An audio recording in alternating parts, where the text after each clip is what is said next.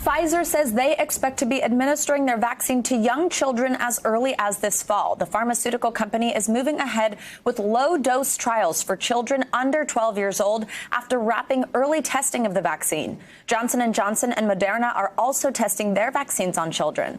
Now, according to the CDC, over 142,000 children under the age of 12 have received at least one COVID vaccine dose.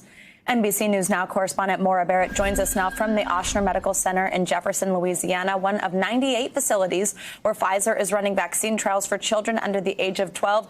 Maura, good morning. Now, of course, the big question here is who are these kids that are participating? And I know you spoke with one family about how they came to the decision to vaccinate their 5-year-old son, have him in this trial. What can you tell us about that conversation and also how it highlights the debates about inoculating children just in general?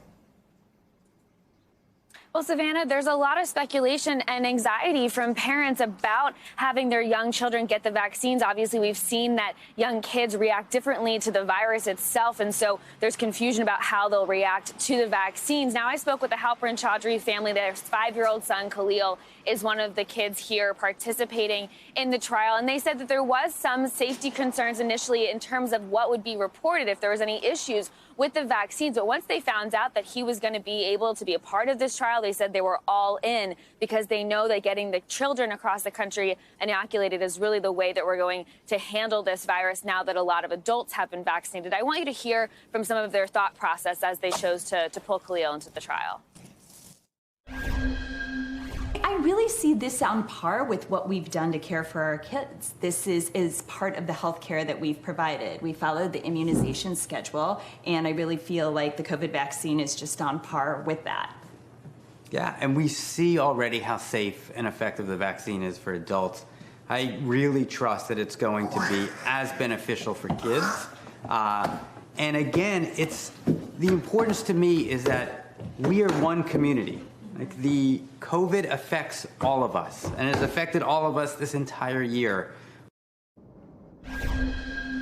You might have seen Khalil there playing with his family. Also, 12-year-old Chaya, or almost 12-year-old Chaya, she's counting down the days until her 12th birthday so she can get the vaccine as well. Both kids really excited. Khalil was a little camera shy, but he told me he's excited that he's going to help other people not get sick by getting the vaccine. The parents saying that this is a learning lesson for their kids to help their community. Oh, that's sweet. He was camera shy because he was busy with his cat. It's understandable, you know.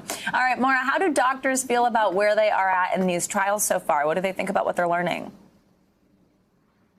So far, so good. And so the issue here is in last week's FDA Vaccine Advisory Committee meeting, some doctors were expressing concern that because children usually aren't symptomatic during the virus, that they might not know the exact efficacy during this trial. And so that's why they're taking a closer look with the section of 5 to 12-year-olds. And then Ochsner will start recruiting for the younger children as well for further trials.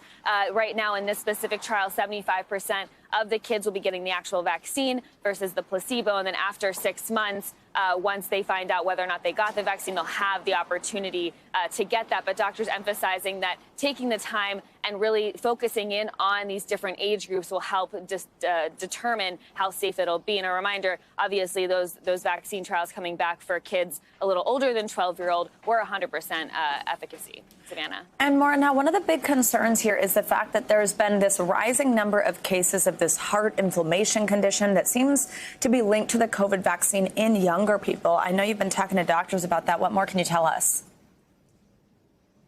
Right, and this was something, the heart inflammation issue, something that the father I spoke to, Josh, also said he was partially concerned about. But looking at the bigger picture, even though we're seeing higher than normal numbers of these heart inflammation cases, whether or not it's totally tied back to getting the vaccine and COVID in general is still unknown. But overall, doctors and parents alike are weighing the benefits and the options and saying, you know, the symptoms of myocarditis are not great, but the symptoms of COVID could be much worse. And myocarditis, this heart inflammation, is a lot more rare. And so they're weighing the balance there and deciding, at least in Josh's and in his family's case, that getting the vaccine is worth it. All right, Maura Barrett, thank you so much.